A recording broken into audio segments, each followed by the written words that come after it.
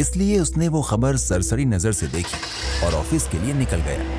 1 घंटे बाद वो फैक्ट्री के अपने ऑफिस में काम करने में बिजी हो गया था कि उसके मोबाइल का रिंगटोन बजा। उसने कॉल रिसीव की। शेखर सिंह? दूसरी तरफ से किसी ने पूछा। जी, बात कर रहा हूं।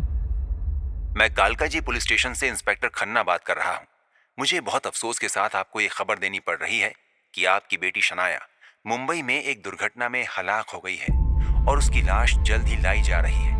ये सुनते ही शेखर के हाथ से मोबाइल छूट गया। मुर्दा घर में शेखर खन्ना के साथ मौजूद था। उसका रवैया बहुत ही हमदर्दी से भरा था। बॉडी कुछ देर पहले ही एक फ्लाइट से ताबूत में बंद आई थी। उसे इस सरकारी अस्पताल के मुर्दा घर में शिफ्ट किया गया था। उसके साथ आने वाली रिपोर्ट में बताया गया था कि उसकी मौत नशे की हालत में ऊंचाई से गिरने से हुई थी। उसके ब्लड में हेरोइन पाई गई थी। मुंबई पुलिस ने उसे एक दुर्घटना करार दिया था। बॉडी लकड़ी के सादे से ताबूत में थी और प्लास्टिक में लिपटी हुई थी। क्योंकि लाश कई दिन पहले की थी, इसलिए उसे खराब होने से बचाने के लिए कोल्ड स्टोरेज में रखा गया था। मुर्दा घर के इंचार्ज ने चेहरे की तरफ से वो प्लास्टिक कवर उतारना शुरू किया तो खन्ना ने उसे टोका। ज्यादा नीचे मत खोलना, बस चेहरा दिखा दो।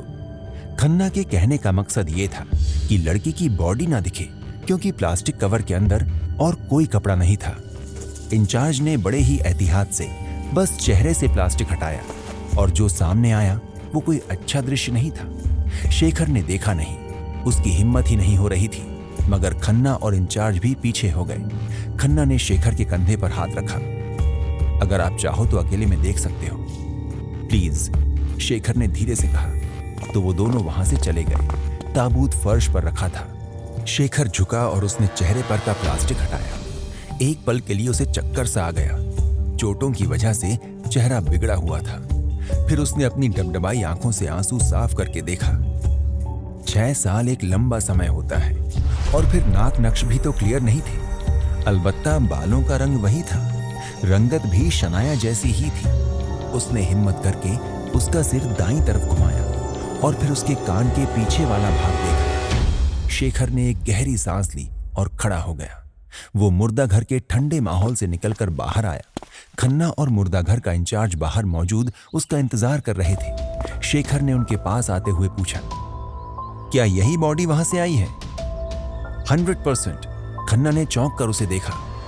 आप देख सकते हो ताबूत पर एयरलाइन का मार्क है और मुंबई पुलिस डिपार्टमेंट पंचनामा भी। शेखर ने बात काटते हुए कहा, ये मेरी बेटी की लाश नहीं है।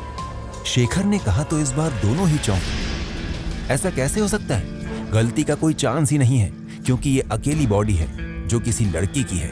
इसके अलावा यहाँ सिर्फ एक औरत की लाश है जो बहुत बूढ़ी है और उसके बच्चों के बाहर से आने के इंतजार में उसे यहाँ रखा गया है। खन्ना ने इंचार्ज की बात पर कोई प्रतिक्रिया देने के बजाय शेखर से सवाल किया, मिस्टर शेखर, आप किस बुनियाद पर उसे अपनी बेटी मानने से इनकार कर रहे हैं? आइए मेरे साथ। शेखर कहता हुआ कोल्ड स्टोरेज की तरफ मुड़ गया। दोनों उसके पीछे चले।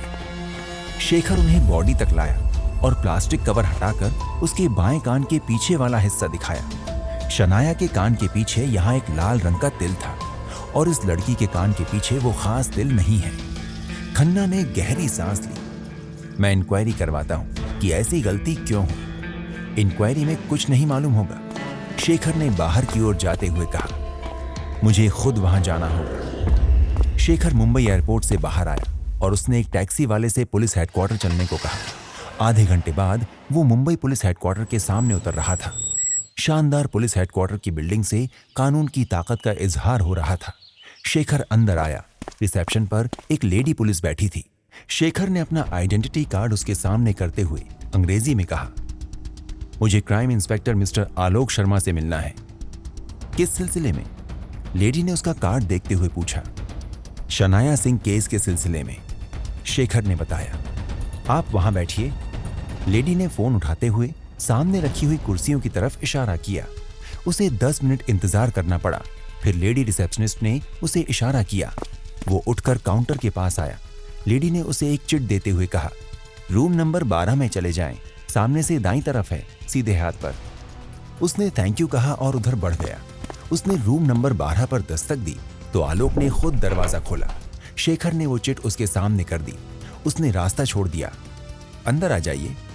शेखर टेबल की दूसरी तरफ बैठा तो आलोक बिना किसी लाग लपेट के बोला, दिल्ली के इस सिलसिले में इंक्वायरी आई थी और यहां से उसका जवाब भी दिया गया था। मैंने देखा है, शेखर ने कहा, लेकिन उस पर मुझे विश्वास नहीं है, इसलिए मैं यहां आया हूं। आलोक ने गौर से उसे देखा। विश्वास ना होने का कारण मिस्टर शेखर? शनाया के बाएं कान के पीछे एक लाल तिल था। लाश के कान के पीछे वो तिल नहीं है। मेरा सवाल यह है कि आपने उसे शनाया की लाश क्यों माना? क्योंकि उसके पास से शनाया का जॉब कार्ड मिला था। इसके अगले भाग में आप जानेंगे कि क्या वो शनाया की ही लाश थी। क्या शेखर को शनाया के बारे में गलतफहमी हुई थी?